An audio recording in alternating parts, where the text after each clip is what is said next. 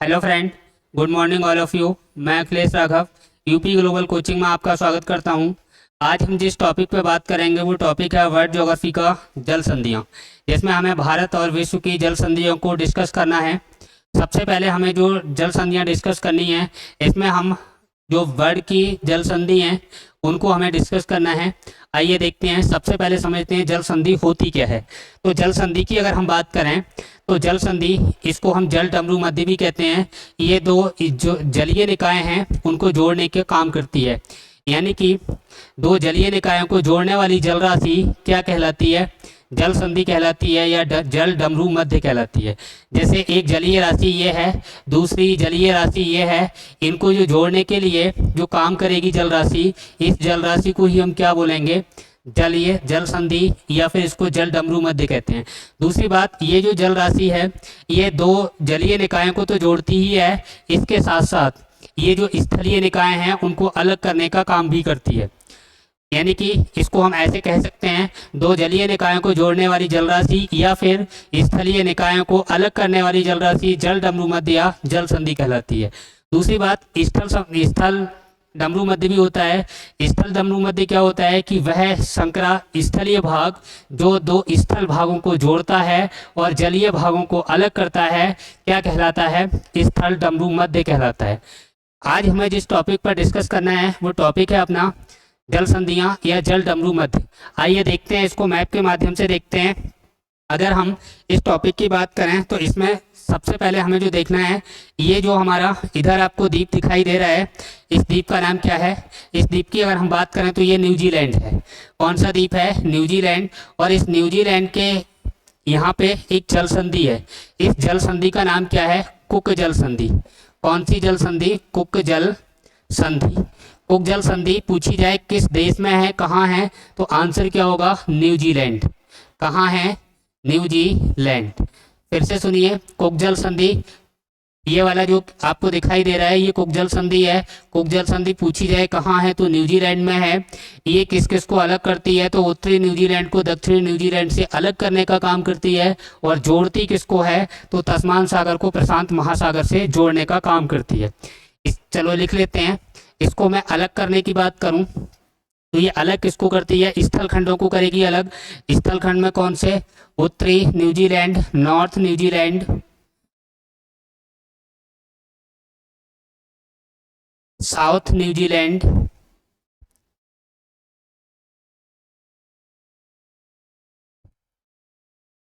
इनको अलग करने का काम करेगी।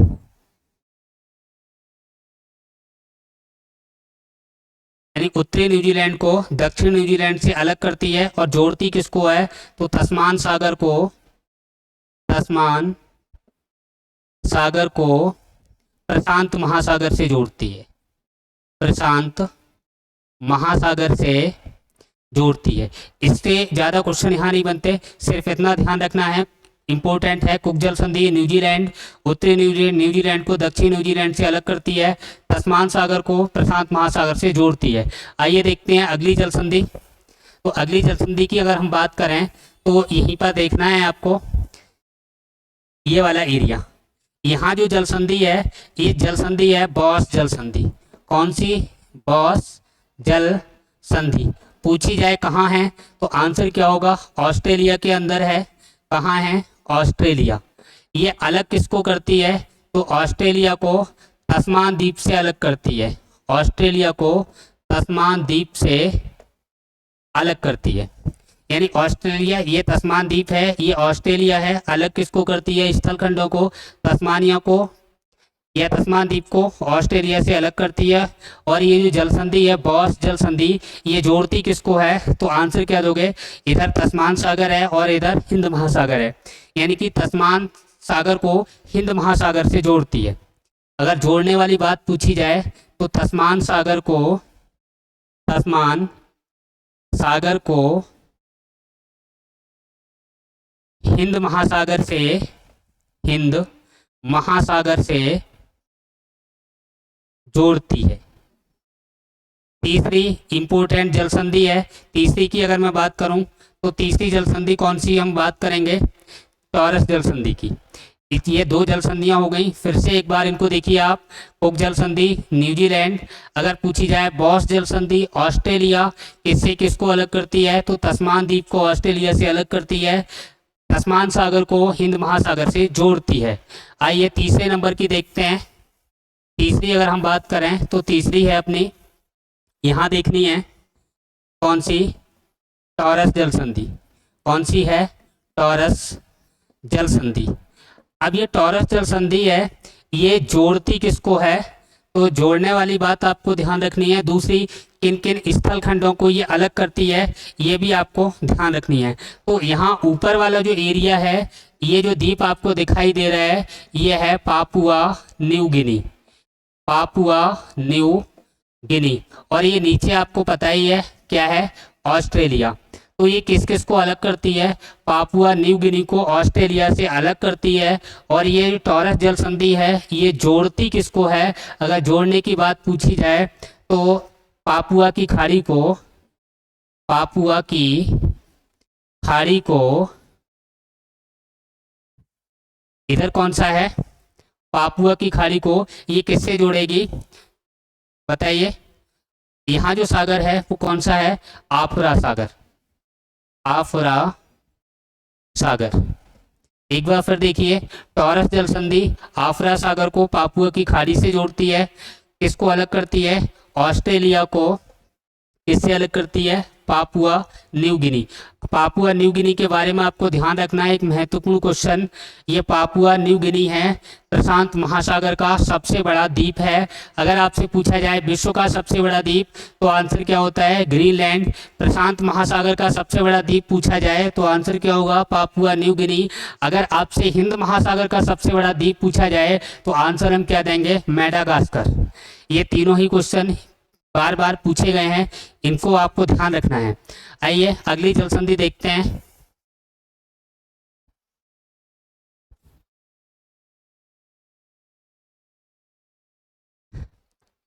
अगली जल संधि यहाँ हमें देखनी है, ये जो द्वीप दिखाई दे रहे हैं ये क्या है, बताइए कौन सी जल संधि है।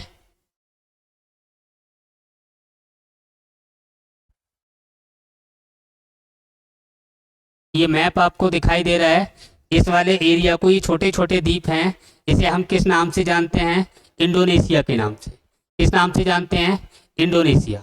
और इंडोनेशिया के दो द्वीप हैं, ये ऊपर वाला सुमात्रा है और नीचे वाला जावा। तो सुमात्रा और जावा जो दो द्वीप हैं, इनके बीच कौन सी जल संधि है, क्या बताओगे आप, बताइए। सुमात्रा और जावा के बीच। अच्छा और क्वेश्चन सुनिए, अभी समझ में आ जाएगा। अगर मैं आपसे पूछूं, जो हिंद महासागर है, हिंद महासागर की सबसे गहरी गर्त कौन सी है, हिंद महासागर की सबसे गहरी गर्त कौन सी है, तो हिंद महासागर की जो सबसे गहरी गर्त है उसका नाम क्या है, सुंडा गर्त। हिंद महासागर की सबसे गहरी गर्त है, उसका नाम क्या है, सुंडा गर्त। विश्व की सबसे गहरी गर्त पूछी जाए तो मारियाना ट्रेंच कहाँ है, प्रशांत महासागर में। तो प्रशांत महासागर की सबसे गहरी गर्त मारियाना ट्रेंच, हिंद महासागर की सबसे गहरी गर्त सुंडा गर्त। और ये जो जल संधि है जिसकी हम बात कर रहे हैं, ये सुंडा गर्त में ही स्थित है, इसीलिए इसको सुंडा जल संधि कहते हैं। क्या कहते हैं, सुंडा जल संधि। क्लियर हो गई। अब सुंडा जल संधि है, ये किस किस को अलग करती है और किस किस को जोड़ती है। तो अगर हम सुंडा जल संधि की बात करें तो ये किस किस को अलग करती है, सुमात्रा को जावा से अलग करती है। किसको, सुमात्रा से जावा को। ये जो द्वीप है ये कौन सा है, सुमात्रा, और ये नीचे वाला कौन सा है, जावा। तो ये अलग सुमात्रा और जावा को करती है, हालांकि दोनों ही द्वीप ये किसके हैं, इंडोनेशिया के। दोनों ही द्वीप कहाँ हैं, इंडोनेशिया में। दोनों ही द्वीप कहाँ हैं, इंडोनेशिया के अंदर बताने हैं। किस किस को अलग करती है, सुमात्रा को जावा से अलग करती है, कौन सी जल संधि, सुंडा जल संधि। अगर बात की जाए ये जोड़ती किसको है, तो हिंद महासागर को जावा सागर से जोड़ती है। यानी हिंद महासागर को, हिंद महासागर को जावा सागर से जोड़ती है, जावा सागर से जोड़ती है, यानी हिंद महासागर को जावा सागर से जोड़ती है। और जो सुमात्रा और जावा जो द्वीप हैं इंडोनेशिया के, इन दोनों को क्या करती है, ये अलग करने का काम करती है। आइए अगली देखते हैं कौन सी जल संधि है। तो अगली जल संधि की हम बात करें तो अगली जल संधि हमें ध्यान रखनी है इस वाले एरिया में, यहाँ पर। इस जल संधि का नाम क्या है? एक जल संधि यहाँ है, इसको हमें ध्यान रखना है, वेरी इंपॉर्टेंट। इसका नाम क्या है? मलक्का जल संधि, मलक्का जल संधि। इसकी विशेषता क्या है? इसकी विशेषता यह है, विश्व की सबसे लंबी जल संधि, विश्व की सबसे लंबी जल संधि। विश्व की सबसे लंबी जल संधि पूछी जाए तो आंसर क्या होगा? मलक्का जल संधि। ये किस किस को अलग करती है? तो मलक्का जल संधि की बात करें तो ये मलेशिया और सुमात्रा के बीच है, यानी मलेशिया, ये वाला जो आपको दिखाई दे रहा है मलेशिया है, और नीचे वाला जो द्वीप है ये कौन सा द्वीप है? सुमात्रा द्वीप है। मलेशिया और सुमात्रा को अलग करती है और जोड़ती किससे किसको है? तो ये जो जोड़ेगी तो इधर अपना क्या है, ये बंगाल की खाड़ी है, और दूसरी साइड कौन सा है? दूसरी साइड की बात करें तो दक्षिणी चीन सागर है। यानी कि ये जो अंडमान सागर है, इसको हम अंडमान सागर कहें तो अंडमान सागर को किससे जोड़ेगी? दक्षिणी चीन सागर से जोड़ती है। या फिर अंडमान सागर को किससे जोड़ेगी? जावा सागर से। लिख लो, अंडमान सागर को, अंडमान सागर को जावा सागर, अगर जावा सागर ऑप्शन में ना हो तो इस पर चीन का अधिकार है, इसलिए इसको क्या कहते हैं? दक्षिणी चीन सागर। बात क्लियर हो गई? यानी कि किससे किसको जोड़ेगी? मलक्का जल संधि अंडमान सागर को किससे जोड़ेगी? दक्षिणी चीन सागर से। या फिर किससे जोड़ेगी? जावा सागर से। ये बात आपको क्लियर हो गई होगी। अगला अगर हम क्वेश्चन देखें तो इससे ऊपर आपको थोड़ा मिलेगा सोगारू जल संधि। सोगारू जल संधि कहाँ है? तो आंसर क्या देंगे हम? जापान के अंदर है। सोगारू जल संधि कहाँ है? जापान में है। ये वाला जो एरिया है यहाँ सोगारू जल संधि। आंसर क्या होगा? कहाँ बतानी है? जापान में बताना है। कहाँ बताना है? जापान के अंदर है। और ये जापान के अंदर है, किससे किसको जोड़ती है? तो ये जापान सागर से, जापान सागर से प्रशांत महासागर को जोड़ती है। जापान सागर से प्रशांत महासागर को जोड़ती है। यानी कि स्थलखंड जो है वो केवल जापान है, जापान के मध्य है। बस आपको ये ध्यान रखना है किससे किसको जोड़ती है, तो जापान सागर से हमें क्या बताना है? प्रशांत महासागर को जोड़ती है। इसके अलावा अगर पूछा जाए कोरिया स्टेट, यहीं पर है कोरिया स्टेट। अगर कोरिया स्टेट की बात की जाए तो ये किससे किसको जोड़ती है? तो कोरिया स्टेट किससे किसको अलग करेगी? तो अलग करने की बात करें तो दक्षिणी कोरिया को, दक्षिणी कोरिया को जापान से जोड़ती है। किससे जोड़ती है? दक्षिणी कोरिया को जापान से जोड़ती है। और ये किससे किसको अलग करती है? और कौन सी यहाँ जलराशियाँ हैं जिसको ये अलग करती है? तो हमें क्या बताना है, बताइए। दक्षिणी कोरिया को जापान से अलग करती है। अगर जलराशि पूछी जाए तो वही बताना है, जापान सागर को प्रशांत महासागर से जोड़ने का काम करती है। इसके अलावा और इम्पोर्टेंट जो जल संधि है उसको देखिए। अगर हम बात करें सबसे ज़्यादा पूछी जाने वाली जल संधि, इसको आप ध्यान रखना है। और यही वाला हिस्सा अगर इधर पहुंचेगा तो यहाँ पे आपको ध्यान रखना है, दोनों जगह ध्यान रखना है, चाहे मैं इधर की बात करूं या फिर इधर की बात करूं। तो यहाँ ये जो एरिया है ये साइबेरिया वाला किसका क्षेत्र है? साइबेरिया रूस का। ये वाला जो क्षेत्र है ये किसका है? अलास्का। अलास्का ये किसके अंतर्गत आता है? नॉर्थ अमेरिका के अंतर्गत आता है। अब यहाँ से होके इसको जब हम फोल्ड करेंगे, मोड़ेंगे, तो ये दोनों हिस्से पीछे जाके मिल जाते हैं, और मिल जाते हैं तो यहाँ जो जल राशि है उस जल राशि को हम किस नाम से जानते हैं, बताइए। ये कौन सी जल राशि है? बेरिंग जल संधि। कौन सी जल संधि है? बेरिंग जल संधि। इंपोर्टेंट क्या है इसमें, उसकी मैं भी बात करूंगा। बेरिंग जल संधि। अगर हम बेरिंग जल संधि की बात करें तो सबसे पहली बात, ये अलग किसको करती है? तो अलग करने के लिए आपको ध्यान रखना है, एक तरफ रूस है और दूसरी तरफ अलास्का है। तो ये अलास्का को रूस से अलग करती है, और जोड़ती किससे किसको है? तो बेरिंग सागर को चुक्सी सागर से जोड़ने का काम करती है। बेरिंग सागर को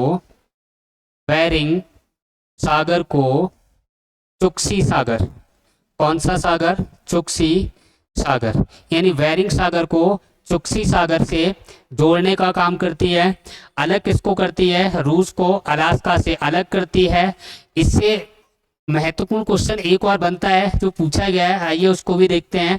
यहाँ से जो क्वेश्चन पूछा गया उसको थोड़ा ध्यान देना। यानी अंतरराष्ट्रीय तिथि रेखा किस जल संधि के समानांतर है? अंतरराष्ट्रीय, ध्यान रखना इसको, अंतरराष्ट्रीय तिथि रेखा, अंतरराष्ट्रीय तिथि रेखा किस जल संधि के समांतर है? किस जल संधि के समांतर है? अब देखो क्वेश्चन जो पूछा गया, या तो समांतर दे रखा होगा, या किस जल संधि से अंतरराष्ट्रीय तिथि रेखा गुजरती है। अंतरराष्ट्रीय तिथि रेखा का मतलब जहां से दिन बदलते हों, यानी कि जो इंटरनेशनल डेट लाइन है वहां से अगर हम पूर्व में जाएं तो दिन कुछ और होगा, पश्चिम में जाएं तो दिन कुछ और होगा। तो जिसे हम अंतरराष्ट्रीय तिथि रेखा कहते हैं, ये किस जल संधि में पड़ती है?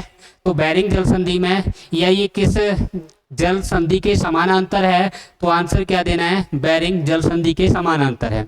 और क्या क्वेश्चन यहाँ से पूछे गए हैं उसको देख लेते हैं।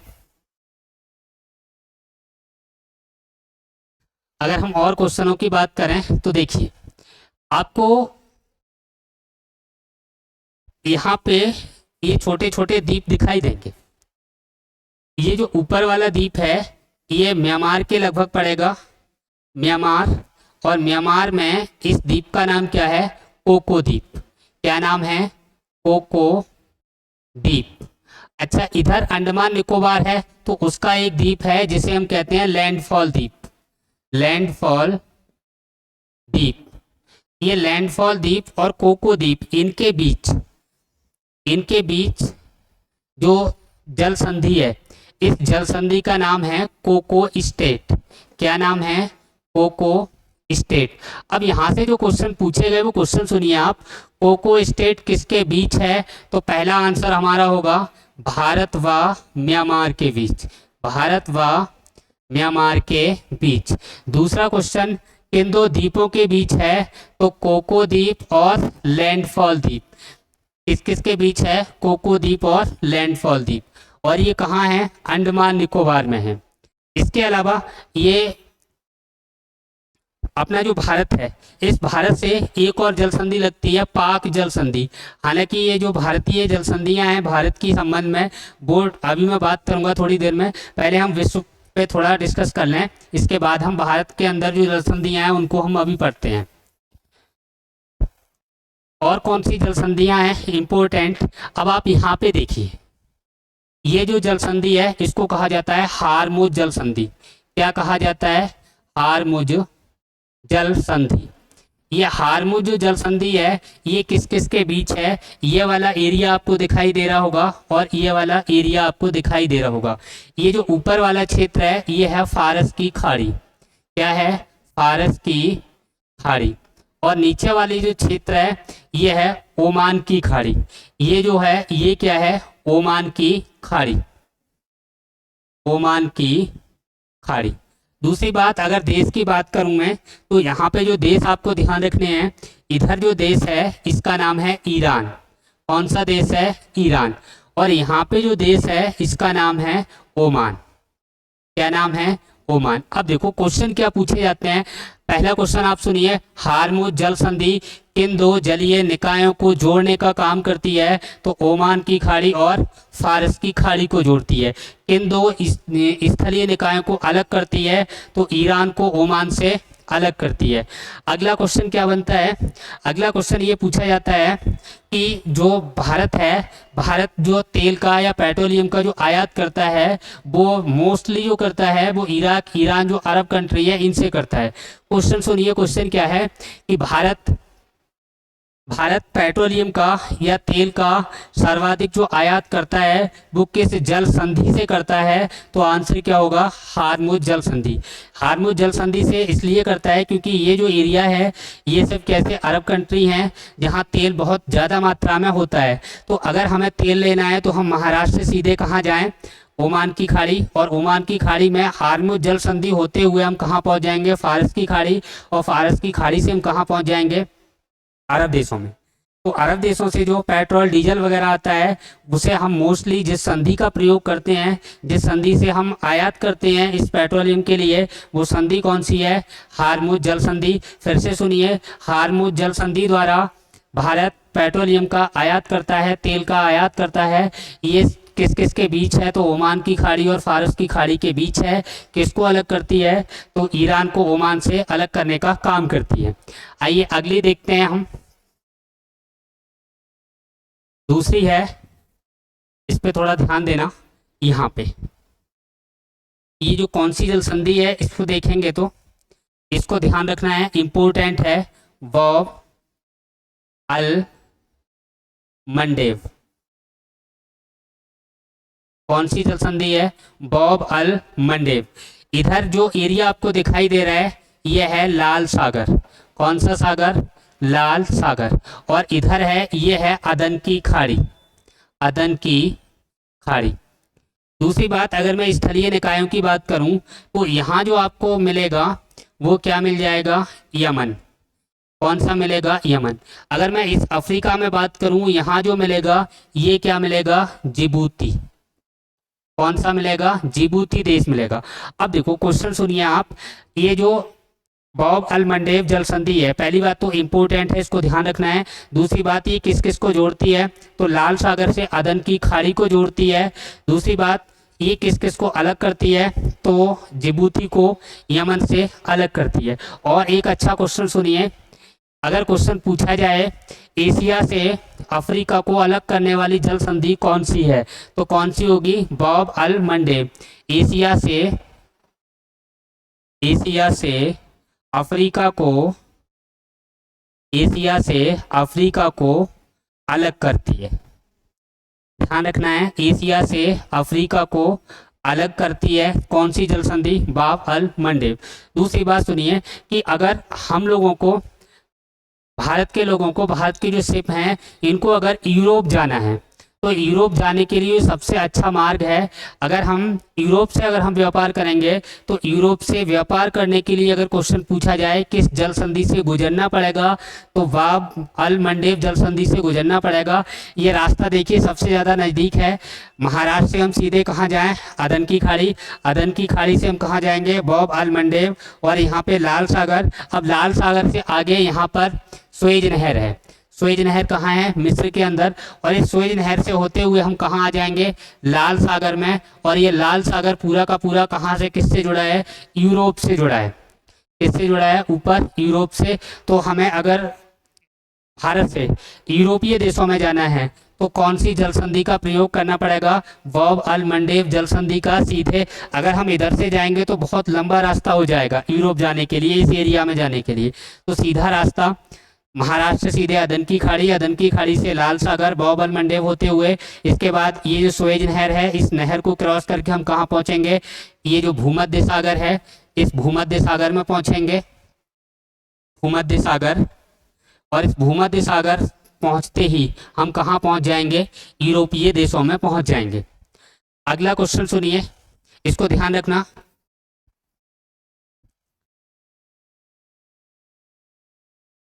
अगर हमसे पूछा जाए, ये आपको एरिया दिखाई दे रहा होगा, ये जो है वो काला सागर है। कौन सा सागर? काला सागर। और इसके नीचे यहाँ जो एक सागर मिलेगा आपको इस एरिया में, इस सागर का नाम क्या है? काला सागर। और इसका नाम क्या है? मरमरा सागर। कौन सा सागर है ये? मरमरा, मरमरा सागर। यहाँ पे अगर मैं बात करूं, ये वाला जो एरिया है ये आपको दिखाई दे रहा है, ये कौन सा सागर है? ये वाला पूरा भूमध्य सागर। कौन सा सागर है? भूमध्य सागर, भूमध्य सागर। अब देखो इसको क्रम थोड़ा ध्यान रखना आप। ये भूमध्य सागर से हम कहाँ जाएंगे? मरमरा सागर। और मरमरा सागर से हम कहाँ पहुंचेंगे? काला सागर। तो भूमध्य सागर से अगर हम मरमरा सागर जाते हैं तो कौन सी जल संधि पड़ेगी? डाडेलेंज। यहाँ पे जो जल संधि है इसको देखिए, अगर हम यहाँ से यहाँ को जाएं तो ये कौन सी जल संधि है? डाडे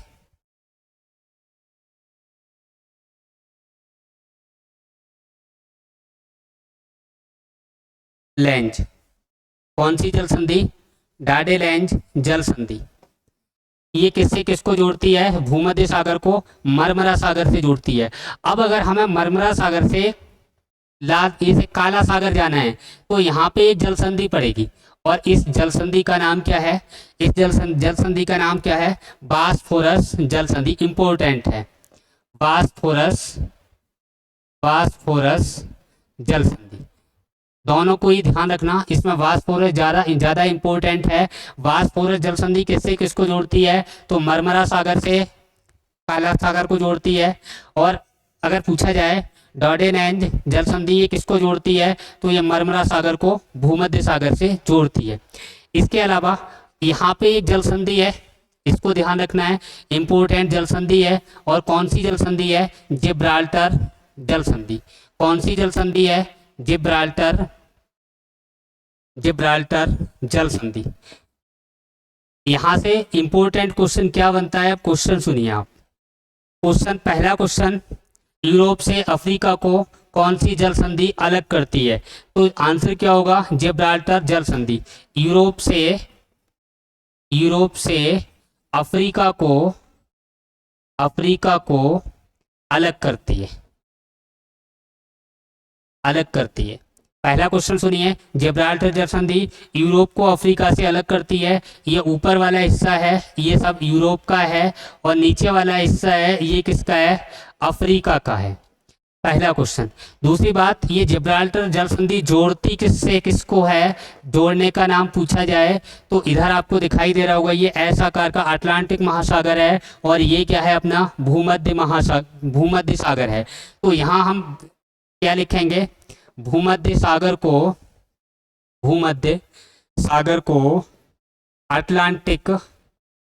अटलांटिक महासागर से जोड़ती है, अटलांटिक महासागर से जोड़ती है। फिर सुनिए, जिब्राल्टर जल संधि ये अटलांटिक महासागर है, इसको किससे जोड़ेगी? भूमध्य सागर से जोड़ेगी। दूसरी बात, अलग किसको करेगी? यूरोप से अफ्रीका को अलग करेगी। तीसरी बात, अगर आपसे पूछा जाए भूमध्य सागर की कुंजी किसको कहा जाता है, तो आंसर क्या होगा? जिब्राल्टर जल संधि। इसी को क्या कहा जाता है? भूमध्य सागर की कुंजी।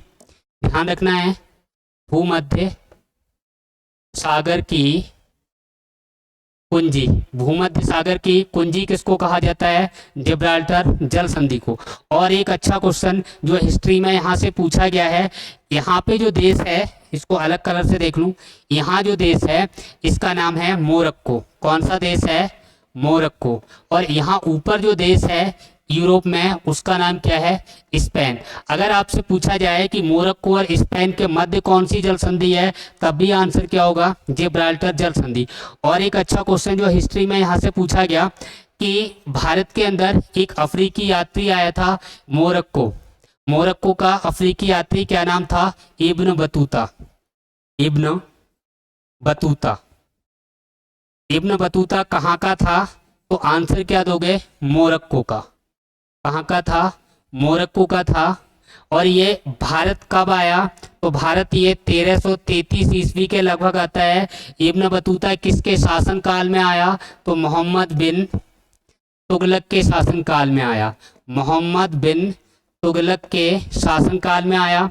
एक और अच्छा क्वेश्चन, इसने जो पुस्तक लिखी, तो इसकी पुस्तक बार बार पूछी जा रही है। मोहम्मद इब्न बतूता ने कौन सी पुस्तक लिखी, तो आंसर क्या होगा, रोहेला।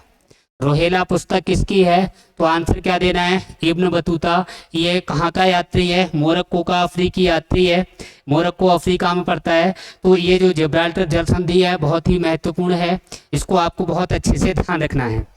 इस जिब्राल्टर जल संधि के अलावा हमें अगर पूछा जाए विश्व की उत्तरीतम जल संधि, तो आंसर क्या होगा, डेविस जल संधि। विश्व की उत्तरीतम जल संधि, तो आंसर क्या देंगे, डेविस जल संधि। इसको देख लेते हैं।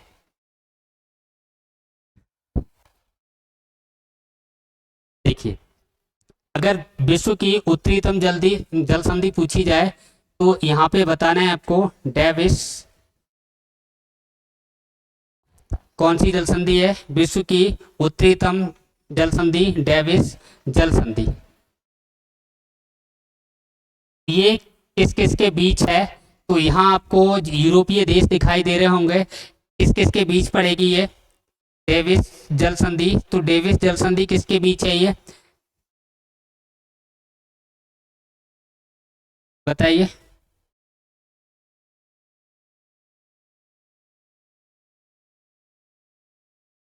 सबसे उत्तरीतम जल संधि पूछी जाए तो कौन सी होगी, डेविस जल संधि। किस किस के बीच है ये आपको यहाँ नहीं है, इधर है ये। इसको थोड़ा सही करना, यहाँ डोबर है, यहाँ अभी बाद में बता रहा हूँ, पहले आप इसको देखो। डेविस जल संधि ये जो है सबसे उत्तरीतम जल संधि, विश्व की सबसे उत्तरीतम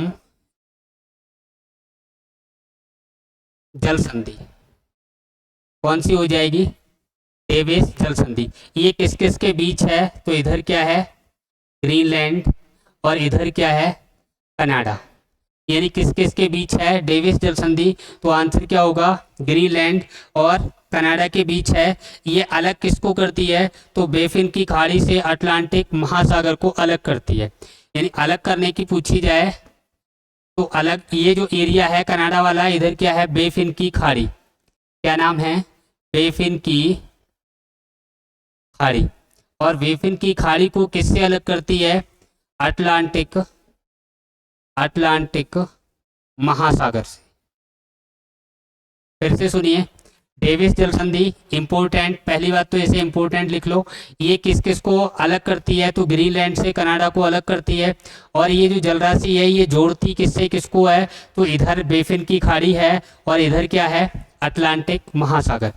यानी कि इधर क्या है, अटलांटिक महासागर। तो अटलांटिक महासागर और बेफिन की खाड़ी को ये जोड़ने का काम करती है, कनाडा और ग्रीनलैंड को ये अलग करने का काम करती है, और विश्व की सबसे ज़्यादा सर्वाधिक उत्तर में स्थित जल संधि है। इसके अलावा यहाँ मैं जो बात कर रहा था इसको अभी देखते हैं। यहाँ जो मैं बात कर रहा था ये वाली, इसको आप सुनिए। ये कौन सी जल संधि है, डोबर जल संधि। कौन सी, डोबर जल संधि। ये डोबर जल संधि है, ये किससे किसको जोड़ती है, तो इंग्लिश चैनल को उत्तरी सागर से जोड़ती है, उत्तरी सागर से जोड़ती है। यानी डोबर जल संधि इंपॉर्टेंट है। इसमें क्या ध्यान रखना है, ये जो इंग्लिश चैनल है, इस इंग्लिश चैनल को किससे जोड़ती है, उत्तरी सागर से जोड़ती है। और ये अलग किसको करती है, फ्रांस से ब्रिटेन को अलग करती है। किससे किसको अलग करती है, फ्रांस से ब्रिटेन को अलग करती है। बात क्लियर हो गई, फ्रांस से किसको अलग करती है, ये ब्रिटेन। ब्रिटेन की जगह हो सकता है आपको लिखा हुआ इंग्लैंड आ जाए, तो इंग्लैंड भी ध्यान रखना है। इंग्लैंड को, फ्रांस से इंग्लैंड को अलग करती है या फिर ब्रिटेन को अलग करती है। और किससे किसको जोड़ती है डोबर जल संधि, तो ये इंग्लिश चैनल को उत्तरी सागर से जोड़ने का काम करती है। अगर आपसे पूछा जाए नॉर्थ चैनल यहीं पर स्थित है, साफ कर रहा हूँ उसको। अगर हम बात करें नॉर्थ चैनल, तो हमें ध्यान रखना है यहीं पर स्थित है नॉर्थ चैनल।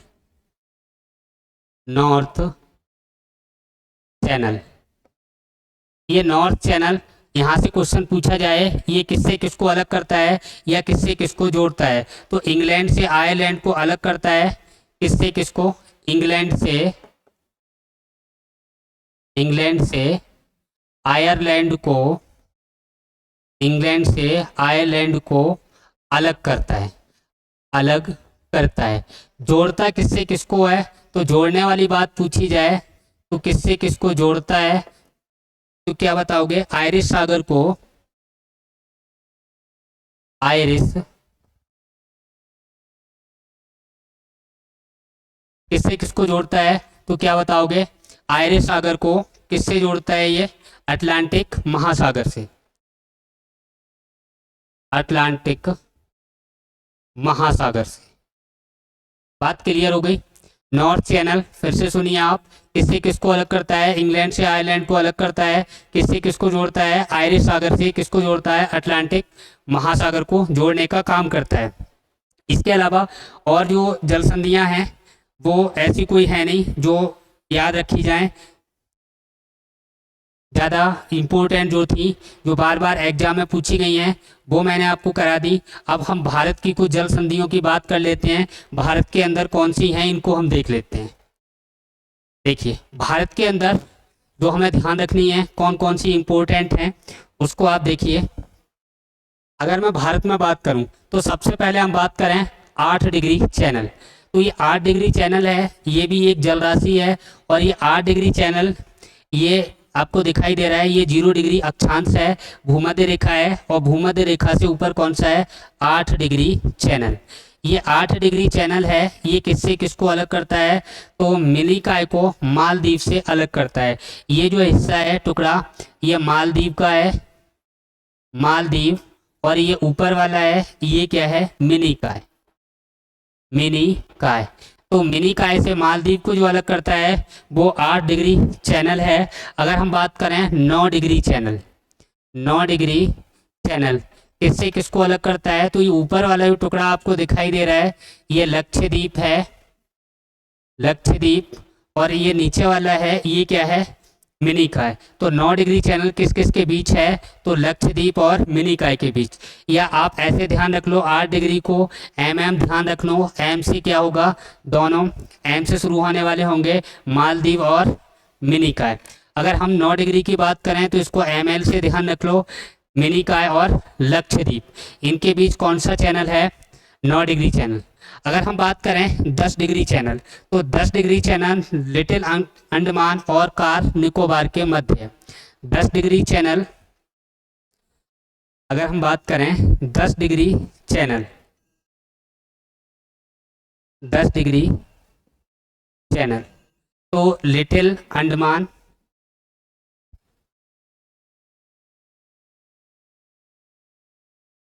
लिटिल अंडमान और कार निकोबार, इनके मध्य कौन सा है, 10 डिग्री चैनल है। इसकी अगर हम बात करें तो ये म्यांमार के अंतर्गत आता है, कोको द्वीप, कोको द्वीप, और ये है लैंडफॉल द्वीप, लैंडफॉल द्वीप। इसको हम ये भी कह सकते हैं, ये पूरा का पूरा अंडमान का हिस्सा है और ये म्यांमार का। तो इसको मैं पहले बता चुका हूँ, ये जो है इसको हम क्या बोलेंगे, कोको स्टेट। अगर पूछी जाए कोको स्टेट किस किस के बीच है, तो कोको द्वीप और लैंडफॉल द्वीप, या फिर भारत और म्यांमार, या फिर कोको स्टेट और यानी कि कोको द्वीप और अंडमान निकोबार के मध्य है। अगला क्वेश्चन सुनिए, अगर हमसे पूछा जाए ग्रांट चैनल, अगर हमसे पूछा जाए ग्रांट चैनल, तो ग्रांट चैनल किस किस के बीच है, बताइए, ग्रांट चैनल या ग्रैंड चैनल, ग्रैंड चैनल या ग्रांट चैनल की बात करें तो ये किस किस के बीच हो जाएगा, ग्रेट निकोबार और सुमात्रा के बीच, यानी कि ये सुमात्रा द्वीप है इसके बीच, और यहाँ पे एक द्वीप है ग्रेट निकोबार, लिख लेते हैं इसको, ग्रेट निकोबार,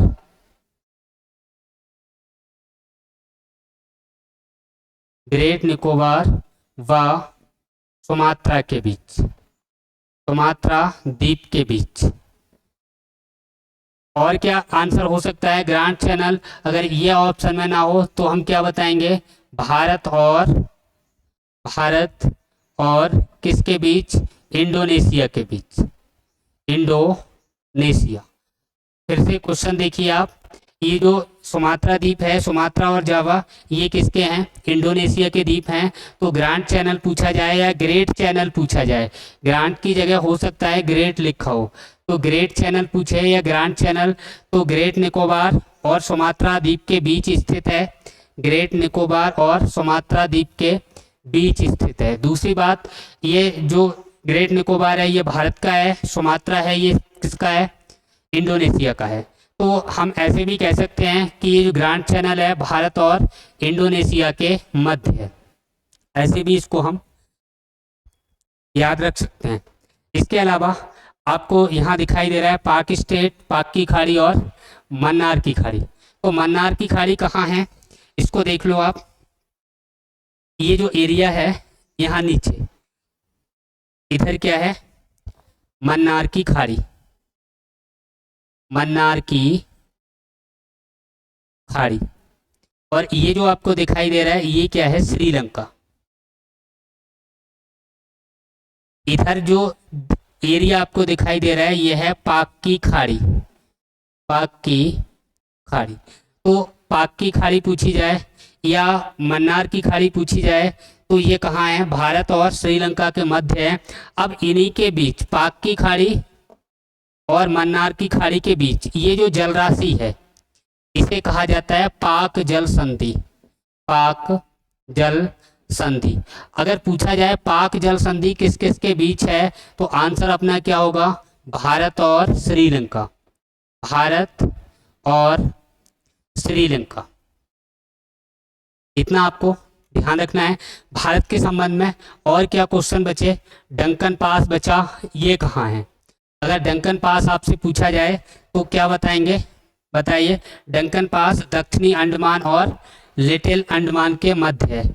डंकन पास, अगर इसको मैंने लिटिल अंडमान लिखा है तो इसको हम क्या लिखें? दक्षिणी अंडमान, दक्षिणी अंडमान।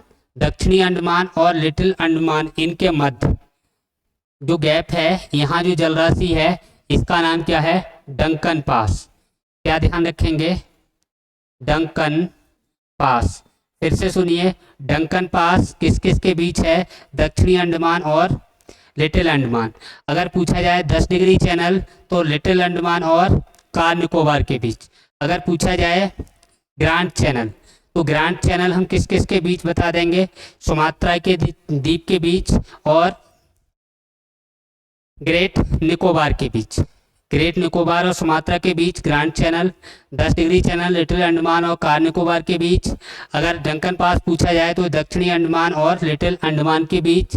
कोको द्वीप पूछा या कोको स्टेट पूछा जाए तो भारत और म्यांमार के बीच। आइए इसके अलावा जो हमारे क्वेश्चन बचते हैं उन क्वेश्चनों को हम देख लेते हैं। ये सुमात्रा और जावा के बीच मैं आपको पहले बता चुका, वर्ड में कौन सा होगा? यहाँ सुंडा जल संधि होगी। यहाँ मैं पिछले अभी वर्ड में मैंने बताया है सुंडा जल संधि। कौन सी जल संधि ध्यान रखनी है हमें? यहाँ सुंडा जल संधि। ठीक है, इतना ये पोर्शन हमारा कंप्लीट हुआ। इसके अलावा जो क्वेश्चन आंसर बनते हैं उनको फटाफट देखिए आप। महत्वपूर्ण क्वेश्चन है। यहाँ पूछा जाए अंडमान सागर और दक्षिणी चीन सागर को कौन सी संधि जोड़ती है? कौन सी जल संधि जोड़ती है? तो डेविस जल संधि है, मलक्का जल संधि है, बेरिक जल संधि है, पाक जल संधि है। तो आंसर क्या होगा? मलक्का जल संधि। बात क्लियर हो गई? अभी जो पढ़ाया उसमें आप देखिए डेविस जल संधि इधर नहीं है, दक्षिणी चीन सागर और अंडमान के पास पाक जल संधि भी नहीं है, बेरिंग जल संधि भी नहीं है। तो कौन सी हो जाएगी? मलक्का जल संधि। अगला क्वेश्चन देखिए, पाक जल संधि पता है आपको भारत और श्रीलंका के बीच है। पाक जल संधि किस किस के बीच है? मन्नार एवं बंगाल की खाड़ी, भारत और पाकिस्तान, भारत एवं श्रीलंका, भारत और अफगानिस्तान। तो क्या होगा? किस किस के बीच है? तो क्या बताएंगे? भारत और श्रीलंका के बीच है। अगर पूछा जाता है कि पाक जल संधि किस किस को जोड़ती है तो जोड़ने में आप मन्नार की खाड़ी और बंगाल की खाड़ी हो सकता था जोड़ने वाली स्थिति में, लेकिन किसके बीच है, तो हमें क्या बताना है, भारत और श्रीलंका के बीच है। अगला क्वेश्चन देखिए, बेरिंग सागर और आर्कटिक सागर को कौन सी जल संधि जोड़ती है, बताइए। देखो, बेरिंग सागर और आर्कटिक सागर को पूछा जाए तो कौन सी हो जाएगी, बेरिंग जल संधि। हालांकि बेरिंग जल संधि जो है वो बेरिंग सागर को चुक्सी सागर से जोड़ती है। किससे जोड़ती है, चुक्सी सागर से। और चुक्सी सागर जो है वो आर्कटिक सागर का ही भाग है। किसका भाग है, चुक्सी सागर आर्कटिक सागर का ही भाग है। तो आपको इसको ध्यान रखना है, कोई घबराने की जरूरत नहीं है। अगला क्वेश्चन देखिए, इंग्लिश चैनल और उत्तरी सागर को कौन सी जल संधि जोड़ती है, तो कौन सी हो जाएगी, अभी बताई थी, डोबर जल संधि। किसको जोड़ती है, इंग्लिश चैनल और उत्तरी सागर को डोबर जल संधि जोड़ती है। आइए अगला क्वेश्चन देखते हैं। अगला क्वेश्चन है, लाल सागर एवं अरब सागर को कौन सी जल संधि जोड़ती है। लाल सागर को जो जोड़ती है ये ओमान की खाड़ी जोड़ती है। और ओमान की खाड़ी किसका भाग है, ओमान की खाड़ी किसका भाग है भाई साहब, अरब सागर का भाग है। तो मैंने बताया था कि अगर हमें जो तेल का आयात करना है तो महाराष्ट्र से हम कहाँ जाएंगे, अरब सागर होते हुए ओमान की खाड़ी, फिर कहाँ जाएंगे, बाब अल मंडेव, और उससे हम कहाँ जाएंगे, लाल सागर, और लाल सागर से होते हुए हम कहाँ पहुँच जाएंगे, जो इराक, ईरान, अरब कंट्री हैं, यहाँ पहुँच जाते हैं। तो आंसर क्या हो जाएगा, बाब अल मंडेव जल संधि। अगला क्वेश्चन देखिए, प्रशांत महासागर एवं अटलांटिक महासागर को कौन सी जल संधि जोड़ती है। देखिए, प्रशांत महासागर एवं अटलांटिक महासागर को तो कौन सी होगी, मैगलन जल संधि होगी, मैगलन जल संधि। ये कहाँ है, मैंने अभी आपको बताया नहीं है, इसको आप देखिए, फटाफट मैं बताता हूँ उसको। ये जो एरिया है इधर क्या है अपना, ये और उस साइड में प्रशांत महासागर। कौन सा महासागर, प्रशांत महासागर।